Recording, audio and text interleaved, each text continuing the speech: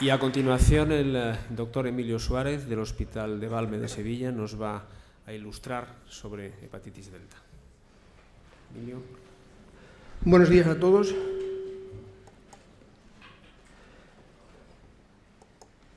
En primer lugar, quisiera dar las gracias a José Luis Calleja por su invitación a participar como ponente en este curso de posgrado. En los próximos minutos hablaré de la hepatitis delta, que es un problema en hepatología no resuelto porque todas las hepatitis conocidas tienen solución, o bien espontánea o terapéuticamente, pero el virus delta no tiene un tratamiento eficaz y hay autores que lo consideran una enfermedad huérfana. En los próximos minutos, esta será la agenda, hablaré brevemente del ciclo vital, porque si no se entiende el ciclo vital no entenderemos por qué hay ausencia de tratamiento eficaz, de epidemiología y sobre todo me centraré en los tres problemas que hay, que son diagnóstico, curso clínico y tratamiento. Un homenaje a Mario Risetto, descubridor de este virus. En 1977 hace su primera publicación trabajando en Turín, donde cree que ha descubierto un sistema antígeno-anticuerpo nuevo del virus B, le llaman delta, y ven que los pacientes que tienen este sistema antígeno-anticuerpo tienen un peor pronóstico. Pero 3 años después, cruzando el charco y trabajando en Estados Unidos, encuentran que no es un sistema antígeno-anticuerpo del virus B, sino que es un nuevo virus al que con un nombre, parece que sacado de la Guerra Fría, le llaman agente delta. Este es nuestro protagonista, perdón, el virus de la hepatitis D o delta, consta de una estructura relativamente sencilla, es un ARN que es el más pequeño de los virus animales, es un ARN circular monocatenario que asume una forma de vara porque se pliega sobre sí mismo y que se parece a los viroides de las plantas en cuanto a su forma de replicarse. Se replica por un sistema que se llama círculo rodante, y esto es importante, con una RNA polimerasa que no es suya, es del huésped, y una ribocima que es suya. Es decir, el virus no utiliza ningún enzima propio en la replicación y solo codifica un antígeno, el antígeno delta pequeño, a través de un RNA mensajero. Este antígeno delta pequeño, de 24 kilodalton, es necesario para la replicación, sufre una elongación, pasa a un antígeno delta grande de 27 kilodalton, y este antígeno delta grande es imprescindible para el ensamblaje. Pero para esto hace falta que sufran unas modificaciones post-translacionales a las que luego me referiré y que tienen interés terapéutico. Y este conjunto de ARN y antígeno delta grande y pequeño se recubren por el antígeno de superficie de la hepatitis B, el antígeno grande, y que se necesita para dos cosas, para unirse al hepatocito y para ensamblaje del virión, pero no se necesita el antígeno de superficie para que el virus replique. Risetto, en un artículo reciente, considera que es un fósil molecular y precisamente por ser un fósil molecular es probable que escape a nuestros tratamientos. Del ciclo vital quiero señalar 2 puntos. El punto de cómo entra el virus delta en el hepatocito utiliza el mismo receptor que el virus B, el NTCP, descrito recientemente, sobre el que, como veremos, podemos actuar, y después de sufrir cambios en el núcleo que llevan a la replicación, se produce el ensamblaje y ahí es importante el antígeno delta grande, pero como decía, este antígeno delta tiene que sufrir una serie de modificaciones post-translacionales y la más importante desde el punto de vista terapéutico es la prenilación, que corresponde a la adición de moléculas hidrofóbicas. Desde el punto de vista epidemiológico se calcula que el 5% de los pacientes infectados por virus B tienen delta, lo cual nos situaría en 15 a 20 millones de personas infectadas en el mundo. La distribución no es homogénea, pero tampoco es especular del virus B. El virus delta es muy prevalente en América, en zonas de la Amazonía brasileña, zonas de Venezuela, en África, sobre todo en la República Centroafricana, en Europa está el núcleo de Rumanía y en Asia, sobre todo Pakistán y Mongolia, donde más de la mitad de los pacientes infectados por virus B tienen virus delta. Se transmite parenteralmente de forma muy eficiente, y esto es importante porque luego comentaré, hasta diluciones de 10 a la menos 11 son eficaces en transmitir la enfermedad y por esto se extendió mucho entre usuarios de drogas por vía parenteral. También existe transmisión sexual, sobre todo en heterosexuales promiscuos, no en homosexuales masculinos, y se transmite intrafamiliarmente, pero es muy rara la transmisión vertical. ¿Qué ocurre con el virus delta en Europa? ¿Existe o no existe actualmente? Este trabajo de la doctora Buti en el Valle de Hebrón, publicado hace 4 años, nos demuestra cómo a lo largo del tiempo ha habido 2 épocas completamente diferentes. Los años 80 y principios de los 90, que muchos habréis vivido, yo lo viví en Huelva, donde era muy frecuente que aparecieran hepatitis delta, muchas de ellas eran agudas y otras debutaban de forma crónica. Pero en el siglo XXI quedan pocas hepatitis delta y casi todas se diagnostican en fase de infección crónica. Este estudio de Gran Bretaña nos muestra cómo en el Reino Unido la mayoría de los pacientes con delta proceden de Asia, proceden de África o proceden de la Europa del Este, sobre todo Rumanía, y cómo el porcentaje de pacientes autóctonos del Reino Unido o de los países mediterráneos o de Centro Europa es muy escaso. Resumiendo, habría en Europa dos grandes poblaciones: cohorte que se infectaron en los años 80 y que ahora tendrán hepatopatía, muchos de ellos avanzada, y jóvenes inmigrantes de regiones de alta prevalencia. Pasamos a un punto conflictivo, que es el diagnóstico de la hepatitis delta. El IgG antidelta detecta tanto infección pasada como infección activa. Según recomienda la guía española y la guía europea, todo paciente con infección crónica por virus B debería realizarse al menos una vez una serología delta. El IgM antidelta es el diagnóstico de la infección aguda, pero en casos de infección crónica activa puede también ser positivo. El problema es que no está estandarizado e incluso en muchos centros no se hace. El RNA cuantitativo sería el gold estándar para diagnosticar la infección crónica activa, pero el ARN tiene varios problemas. El virus delta es muy heterogéneo y por tanto el ARN puede ser negativo porque el kit, que en muchos casos incluso es un kit casero no comercializado, no es capaz de detectar ese virus heterogéneo, o incluso porque, como he dicho antes, el nivel de replicación del virus esté por debajo del límite de detección, pero sin embargo sea todavía infeccioso. Por tanto, hay pacientes que tienen infección crónica activa y el ARN del virus D puede ser negativo. En estos casos puede ser útil utilizar el IgM antidelta, porque estos casos podrían ser IgM antidelta positivo y ser considerados como una hepatitis crónica activa por virus delta. Lo que no se debe hacer nunca, aunque sea un inmunosuprimido, es, si la serología delta es negativa, hacer una ARN VHD, porque es innecesario. El ARN cuantitativo solo se debe utilizar en casos de tratamiento. Pero no olvidemos que es una coinfección B-delta. Por tanto, ¿es útil conocer el virus B? Por supuesto que es útil y completamente necesario. Si cuantificamos el antígeno de superficie, se ha encontrado que hay una relación entre cuantificación de antígeno de superficie y nivel de ARN VHD. Y durante el tratamiento, como luego veremos, es una herramienta eficaz, porque cuando baja los niveles de antígeno de superficie, realmente estamos bajando el nivel de replicación del virus delta y estamos atacando a la principal arma defensiva que tiene, que es el antígeno de superficie. Por otra parte, hay que conocer cómo está el sistema E-anti-E. La mayoría de los pacientes son E negativo, aunque hay un porcentaje entre el 15 y el 20% que son E positivo. Por otra parte, el DNA del virus B suele estar bajo o indetectable porque el virus delta suprime la replicación del virus B. Entonces, en un paciente que tenga una hepatopatía crónica activa por virus B, porque tenga transaminasas altas o porque la biopsia tenga mucha actividad inflamatoria y la carga sea indetectable, ahí tenemos que sospechar que estamos ante una coinfección delta. Por otra parte, como la transmisión es parenteral y muchos vienen del mundo de la droga, no es infrecuente las infecciones de los 3 virus, B, C, D o incluso del VIH. En el caso de la hepatitis C suele ocurrir también que está inhibida la replicación y por tanto los niveles de ARN del virus C son bajos o indetectables. Cuando tenemos diagnosticado serológicamente a un paciente de una hepatopatía crónica por virus delta, tenemos que evaluar la lesión. Los métodos serológicos o el FibroScan no están validados y por tanto tendríamos que ir a la biopsia, que sería el método recomendado en estos pacientes. La evolución clínica, hay 2 tipos de pacientes: los pacientes no inmunes al virus B, que lo que cogen son coinfecciones B-D, que se resuelven en el 95% de los casos, si bien puede cursar con fallo hepático agudo e incluso la muerte del paciente. En pacientes con infección crónica virus B, lo que ocurre son sobreinfecciones, un 20 a 30% se resuelven, en muchos casos tardan años y puede resolverse también el antígeno de superficie, pero la mayoría, cuando hay una sobreinfección, lo que ocurre es que quedan crónicas ambas infecciones.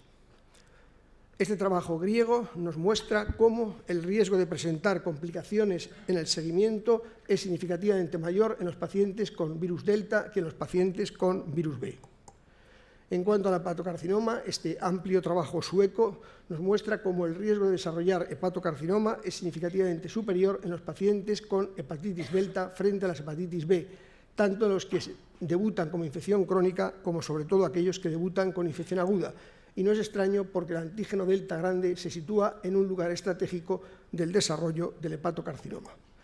Pero este trabajo de Romeo, italiano, del grupo de Milán, es interesante, me voy a detener un poco, porque este trabajo veis que recoge casi 300 pacientes y que empezaron a recogerlo en el año 78, Risetto publica en el año 77, es decir, es prácticamente toda la población de virus delta de este hospital de Milán. Es un diagnóstico certero porque utilizan antígeno delta en hígado o ARN positivo en suero. Pocos debutan con hepatitis aguda, un tercio son cirróticos en el momento del diagnóstico y pocos tratan con interferón. Y sobre todo es un seguimiento de casi 20 años. Y curiosamente, aunque decíamos que el pronóstico era malo de los pacientes coinfectados, sin embargo la probabilidad de supervivencia en 20 años es muy alta y la mortalidad anual es muy baja, 1,1%. 4% al año desarrollan cirrosis y poco más del 2,5% desarrollan descompensación o hepatocarcinoma. Por tanto, en esta serie la evolución no sería tan mala a largo plazo. Y efectivamente es probable que existan dos tipos de poblaciones: pacientes que progresan de forma rápida y llegan a hepatopatías avanzadas o requieren trasplante, y otros pacientes que progresan más lentamente. ¿Y cómo podemos distinguir unos de otros? Pues habría varios métodos. Uno sería la determinación del IgM antidelta. Este estudio, en el que utilizan pacientes de un ensayo randomizado que luego me referiré, el HIVID-2, ve que pacientes con IgM antidelta tienen mayor actividad inflamatoria, histológica y bioquímica, y que si eres IgM antidelta negativo, la probabilidad de desarrollar complicaciones es muy baja.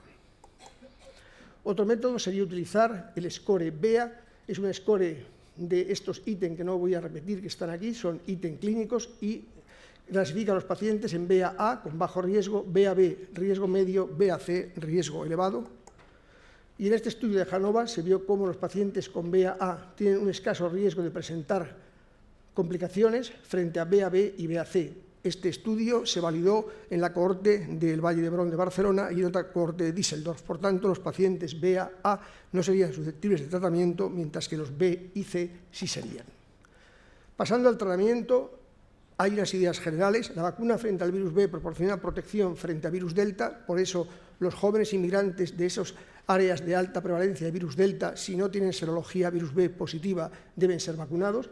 El tratamiento ideal no es solo controlar el virus delta, sino el B y el delta, que los antivirales directos no son eficaces porque ya hemos dicho que el virus D no tiene enzimas propios, que los análogos que utilizamos para el virus B no son útiles porque el virus delta no necesita el ADN del virus B para replicarse, que hay que tratar el virus B según la guía clínica, según el nivel de carga viral, y que es necesario un tratamiento que elimine el antígeno. El único tratamiento aprobado es interferón o interferón pegilado. Análogos no sirven. El tratamiento combinado hablaremos, y luego están los dos fármacos del futuro. Todos los ensayos que han utilizado interferón o pegilado son pocos pacientes, ya sean 12 meses o 24 meses. Veis que salvo algún extraño éxito, todos se sitúan entre el 20 o el 30% la respuesta viral sostenida con el concepto del virus C a los 6 meses de suspender el tratamiento. El grupo de Wiedemeyer, con mucho entusiasmo, planteó el estudio HIVID-1 en una cohorte multicéntrica de griegos, turcos y alemanes, en los que había 3 brazos que eran pegilado adefovir, pegilado placebo o adefovir. Se ve cómo a los 6 meses de suspender el tratamiento, adefovir no hace nada, pero pegilado placebo tiene una respuesta similar en cuanto a negatividad del ARN, similar a pegilado adefovir, alrededor del 30%. Sin embargo, cuando se ve el descenso del nivel de antígeno, era más acusado en los pacientes que recibían pegilado adefovir, con lo cual pensaron que si utilizábamos un análogo más potente como tenofovir, y surge el HIVID-2, aún no publicado, solo en forma de Astra, tendríamos mejores resultados. Aquí se randomizan pegilado placebo, pegilado tenofovir en un grupo más elevado de pacientes, y los resultados son completamente negativos. El descenso del nivel de antígeno es similar en los dos grupos, placebo, tenofovir, incluso en este caso se fueron a 2 años, y la pérdida de antígeno en superficie es prácticamente igual, incluso ligeramente superior cuando no lleva tenofovir. Por tanto, estos 2 estudios hicieron ver que combinar pegilado con análogos no sirve para nada. Estudios de seguimiento han visto varias cosas, que incluso la respuesta viral sostenida, es decir, llegar a 24 semanas después del tratamiento con el ARN negativo, no sirve, porque cuando tú los sigues más de 4 años, la mitad recidivan, es decir, que el concepto de respuesta viral sostenida tampoco serviría cuando tratamos pacientes con pegilado. En este tiempo hay un 10% que pierden el antígeno y este sí se curaría. Y luego lo que sí se ve en algún estudio como este griego es que tratar con interferón reduce la progresión de la enfermedad de manera significativa. Estamos ante una enfermedad que tenemos un tratamiento poco eficaz con efectos secundarios. Sería útil tener una regla de parada. Esta es una regla que se sugiere. Si a los 6 meses de tratamiento con pegilado el ARN del virus delta ha descendido menos de un logaritmo y el antígeno de superficie no se ha movido, puede suspender el tratamiento con un valor predictivo positivo razonable. Por el contrario, habría una propuesta, como en este algoritmo de este artículo de Ciancio y Riceto, en el que se plantea que cuando tú tratas a un paciente con interferón pegilado un año, le has negativizado el ARN del virus D y ves que está bajando el antígeno de superficie, en este caso propugnan al menos un logaritmo, podrías mantener el tratamiento siempre que el paciente no tenga efectos adversos. Y efectivamente, esta publicación reciente encuentra cómo 4 pacientes tratados durante 7 meses, 2 años, 3 años y 4 años con interferón pegilado, se ve cómo consiguen negativizar el antígeno de superficie con una tolerancia aceptable por parte del paciente y, por tanto, curar ambas infecciones. Esperemos que muchos pacientes no requieran un tratamiento como el publicado en este artículo de 1999, en el que el paciente aguantó 12 años con interferón convencional hasta que se curó la hepatitis B y la hepatitis delta. Volviendo a las primeras diapositivas, podemos actuar en 2 puntos capitales, que son bloqueando el receptor NTCP o actuando en la pregnación. Mircludes B es un lipopéptido químicamente sintetizado que se obtiene a partir del dominio PRES1 del virus B. Recordáis que el antígeno de superficie era el que servía para entrar y bloquea la infección de novo, tanto de virus B como de virus delta, in vitro e in vivo. Aquí os muestro un estudio de ratones en el que lo que se ve no es el delta, sino el B, pero sería lo mismo. Veis cómo ratones humanizados con hepatocitos, cuando no utilizamos, utilizamos el grupo control sin Mircludes B, veis cómo en el hepatocito se expresa el antígeno de core, pero cuando utilizamos Mircludes B no expresa el hepatocito, no expresa el antígeno de core. Y se ha publicado recientemente, en forma de Astra, un estudio de 14 pacientes con delta, en el que el Mircludes B redujo el ARN del virus D más de un logaritmo en la práctica de totalidad de los pacientes e incluso lo negativizó en el 50% con solo 24 semanas de tratamiento, bien en monoterapia o combinado con pegilado, como será lo que se deba utilizar. Y en cuanto a lonafarnib, un estudio reciente, un ensayo en fase 2, en el que se ve en pocos pacientes, 14, cómo las dosis elevadas de lonafarnib, 200 miligramos cada 12 horas, consiguen descensos del ARN del virus D importante, si bien en este estudio se vio que los efectos secundarios eran llamativos porque todos los pacientes a la dosis elevada tenían náuseas, tenían diarrea, tenían dispepsia y tenían pérdida de peso. Por tanto, habrá que ver el efecto a largo plazo. Mis conclusiones sobre la hepatitis delta es que el virus delta representa hoy día un reto terapéutico al no disponer de maquinaria enzimática propia y necesitar en su ciclo vital solo el antígeno de superficie. No necesita la maquinaria del virus B, solo la cubierta. En todos los pacientes del antígeno de superficie positivo se debe determinar antidelta, y este es un mensaje clínico importante. La infección crónica por virus D se caracteriza por la progresión de la enfermedad hepática, pero no es uniforme en todos los pacientes.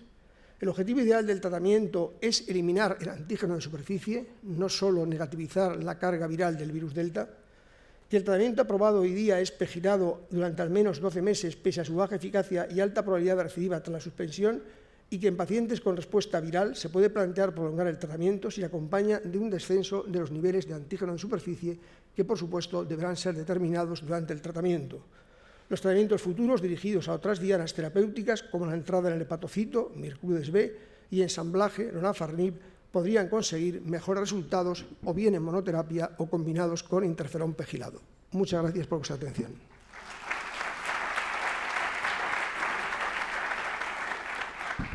Muchas gracias, Emilio, por tu brillante disertación. Gracias. Un par de preguntas. Tenemos tiempo para un par de preguntas.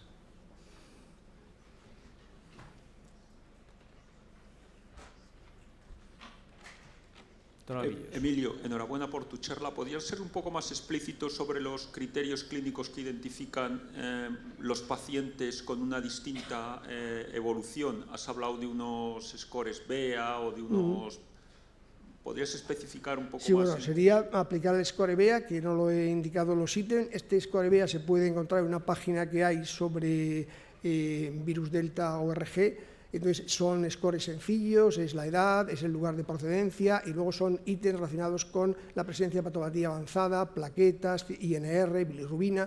Ese score permite distinguir esas tres poblaciones. El BAA, que tiene pocos ítems positivos, sería el que podrías no tratar porque la evolución sería buena. Y luego estaría el IgM antidelta. Un paciente con IgM antidelta es un paciente que, en principio, si está bien hecho el IgM antidelta, es fiable, no tendría actividad capaz de inducir el IgM antidelta y, por tanto, sería un paciente silente que los grupos como el de María Buti o otros grupos que ven mucho paciente virus delta ven que efectivamente hay pacientes que se infectaron en el año 80 pero no han ido al trasplante, por ejemplo, como se ve en el estudio italiano. O sea, sería eso, IgM antidelta o el score clínico, que lo que dice más o menos es si tiene una patopatía avanzada desde el punto de vista clínico.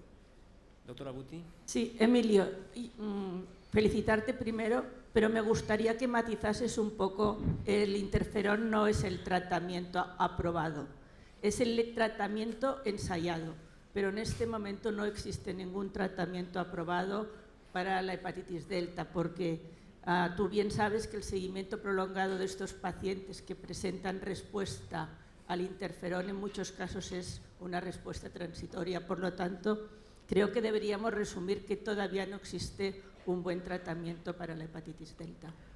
Completamente de acuerdo, por eso creo que está bien elegido por José Luis Calleja el tema, por eso he dicho al principio que era una enfermedad huérfana para muchos autores. Lo que pasa es que efectivamente aprobado sería el único del que disponemos y el que, como comentaba ahora con algún compañero, pues nos vemos en algunos casos obligados a tratar a algún paciente, pero como tienes completamente razón, la eficacia, como he mostrado, es nula y ni siquiera la mejor situación de que consigas negativizar el ARN, después probablemente si no quitas el antígeno eso va a volver otra vez a recidivar. Por tanto, es un mal tratamiento, pero sería el único disponible para casos, digamos, avanzados hasta que veamos si estos otros dos fármacos o otros fármacos tipo oligosens, antinucleótidos podrían mejorar, como yo creo que ocurrirá, esta enfermedad, y en los próximos congresos pues ya no habrá ninguna hepatitis que merezca formar parte de una mesa de este tipo. Gracias por tu comentario, María. Emilio, muchos hospitales tienen dificultades para acceder a los test de viremia delta. ¿Alguna utilidad en la monitorización del IgM antidelta en la respuesta al tratamiento? No he encontrado, pero seguro que sí, o sea, sí, seguro que sí. O sea, si tú el paciente es IgM antidelta positivo al inicio del tratamiento, es probable que si se negativiza sea que esté actuando, pero yo creo que es más útil la cuantificación del antígeno de superficie porque te da más datos sobre lo que está ocurriendo y sobre todo la idea de parar pronto el tratamiento, porque claro, no se puede sostener, ahí son 4 pacientes, ese de los 12 años sería un héroe. Claro, si tú ves que el antígeno de superficie no está bajando nada, entonces probablemente lo puedas quitar porque no vas a hacer nada aunque el ARN sea negativo, porque luego ese antígeno va a atrapar cualquier viremia mínima que exista. ¿Vale? O sea que yo creo que sí el IgM, pero desde luego invitaría a hacer la cuantificación del antígeno de superficie también en esta situación. Muchas gracias.